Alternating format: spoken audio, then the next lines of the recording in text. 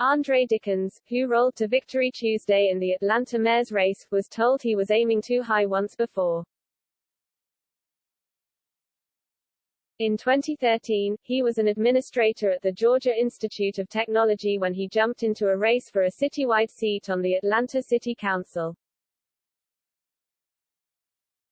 Dickens was targeting a council member who had been disbarred after depositing funds intended for a client into his own bank account.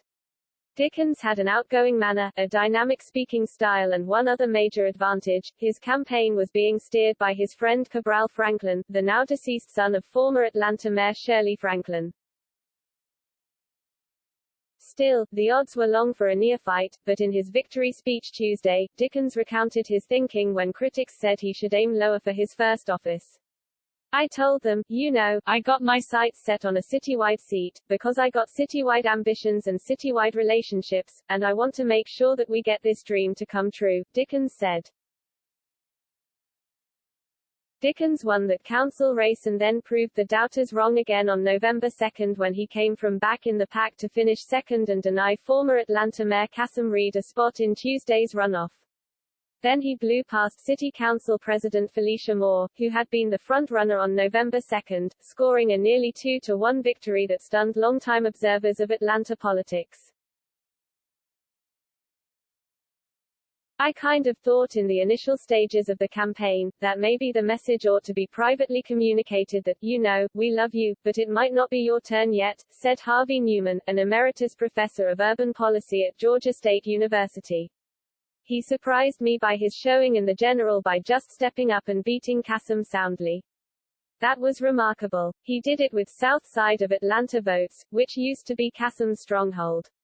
And then he built on that coalition."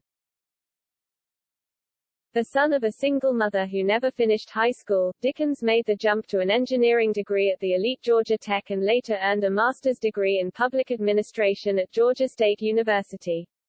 Dickens is a Baptist deacon in his boyhood church and has one daughter with his former wife.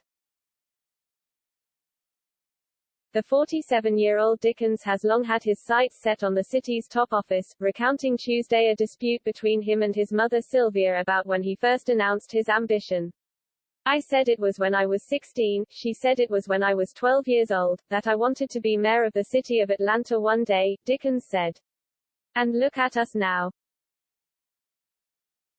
Dickens currently works for Tech Bridge, a nonprofit that tries to use technology to aid other charitable groups.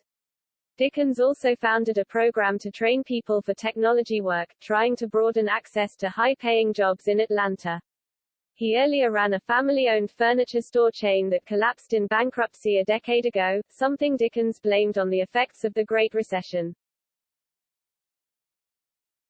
Although fears about rising crime dominated the mayoral race, Dickens focused more in his victory speech on trying to promote equity in Atlanta, where there is a sharp chasm between richer, whiter residents and poorer, blacker residents.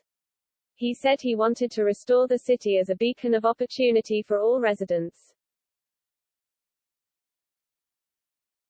"The city is facing multi-generational poverty. We're facing the highest income inequality in the nation. And yes, we are fighting a crime spike right now in this city," Dickens said, observing that his opponents were never the 13 other candidates who ran for mayor.